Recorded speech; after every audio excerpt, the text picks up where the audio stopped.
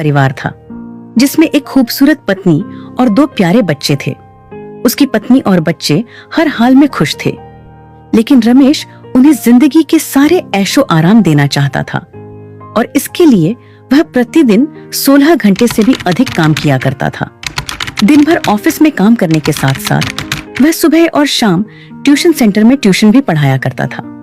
वह सुबह सुबह घर से निकल जाता और आधी रात के बाद घर लौटता था। बच्चों के लिए उसका चेहरा देखना मुश्किल था, क्योंकि सुबह सवेरे उसके घर से निकलते समय बच्चे सोते रहते और देर रात घर में कदम रखने से पहले ही सो चुके होते।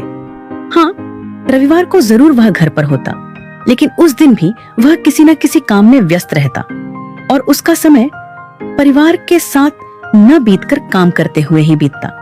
परिवार उसके साथ क्वालिटी टाइम बिताने का बस इंतजार करता रह जाता। पत्नी अक्सर उससे कहा करती कि उसे घर में वक्त बिताना चाहिए। बच्चे उसे बहुत मिस करते हैं। उस वक्त वह यही जवाब देता कि ये सब मैं उनके लिए ही तो कर रहा हूँ। बढ़ते घरेलू खर्च और स्कूल के खर्चों के लिए मेरा ज्यादा काम करना जरूरी है। मैं उन्हें एक अच्छी जिंदगी देना चाहता हूँ। रमेश की यह दिनचर्या वर्षों तक जारी रही। वह यूं ही परिवार को अनदेखा कर खड़ी मेहनत करता रहा। इसका प्रतिफल भी उसे मिला। उसे पदोन्नति प्राप्त हुई और आकर्षक वेतन मिलने लगा। परिवार अब बड़े घर में रहने लगा। खाने पीने और अन्य सुविधाओं की उन्हें कोई कमी न रही, लेकिन रमेश का यूं ही काम करना जारी रहा। वह अधिक से अधिक पैसे कमाना चाहता था। पत्नी पूछती कि आप पैसों के पीछे क्यों भाग रहे हैं? हमारे पास जो है हम उसमें खुश रह सकते हैं। तो उसका जवाब होता कि मैं तुम्हें और बच्चों को दुनिया जहां की खुशियां देना चाहता हूँ। बस कुछ साल और मुझे मेहनत करने दो। पत्नी चुप हो जाती। 2 साल और बीत गए। इन 2 सालों में रमेश बमुश्किल अपने परिवार के साथ समय बिता पाया। बच्चे अपने पिता को देखने और उससे बातें करने को तरस गए। इस बीच एक दिन रमेश की किस्मत खुल गई। उसके दोस्त ने उसे अपने व्यवसाय में हिस्सेदारी की पेशकश की और इस तरह रमेश एक व्यवसायी बन गया। व्यवसाय अच्छा निकला और रमेश को पैसे की कोई कमी न रही। उसका परिवार अब शहर के सबसे अमीर परिवारों में से एक था। उनके पास सभी सुख सुविधाएं और विलासिता थी, लेकिन अपने बच्चों से मिलने का समय उसके पास अब भी नहीं था। अब तो वह बमुश्किल घर पर रह पाता। उसका अधिकांश समय शहर से दूर बिजनेस टूर पर बीतता। साल गुजरने के साथ उसके बच्चे बड़े हो गए। अब वे किशोरावस्था में पहुंच गए थे।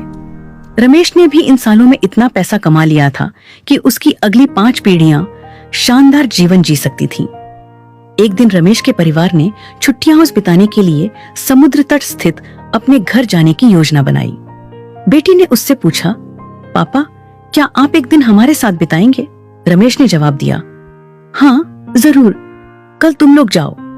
मैं कुछ काम निपटाकर 2 दिन में वहां पहुंचता हूँ। उसके बाद का मेरा पूरा समय तुम लोगों का है। पूरा परिवार बहुत खुश हो गया।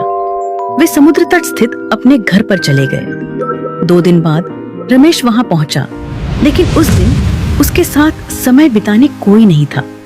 दुर्भाग्य से उसी सुबह आई सुनामी में वे सभी बह गए थे। रमेश अपनी पत्नी और बच्चों को फिर कभी नहीं देख सकता था। करोड़ों की संपत्ति होने के बाद भी वह उनके साथ का एक पल नहीं खरीद सकता था। वह पछताने लगा। पत्नी के कहे शब्द उसे याद आने लगे। आप पैसों के पीछे क्यों भाग रहे हैं? हमारे पास जो है हम उसमें खुश रह सकते हैं। यह कहानी सिखाती है कि पैसा सब कुछ नहीं खरीद सकता, इसलिए पैसों के लिए अपने परिवार को महत्व देना कम मत करें। पैसा खो देने के बाद फिर से कमाया जा सकता है, लेकिन अपनों को खो देने के बाद दोबारा वापस नहीं पाया जा सकता। व्हिडिओ आवडला असेल तर लाईक करा, शेअर करा आणि चॅनलला सबस्क्राईब करा। तुमच्या सपोर्टमुळे आम्हाला अजून चांगले व्हिडिओ बनवायला प्रेरणा मिळते।